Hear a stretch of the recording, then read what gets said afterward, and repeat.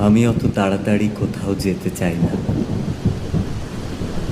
আমার জীবন যা চায় সেখানে হেঁটে হেঁটে পৌঁছবার সময় আছে। পৌঁছে অনেকক্ষণ বসে অপেক্ষা করবার অবসর আছে। জীবনের বিবিধ অত্যাশ্চর্য সফলতার উত্তেজনা অন্য সবাই বহন করে, করুক, আমি প্রয়োজন বোধ করি না। আমি এক গভীরভাবে অচল মানুষ।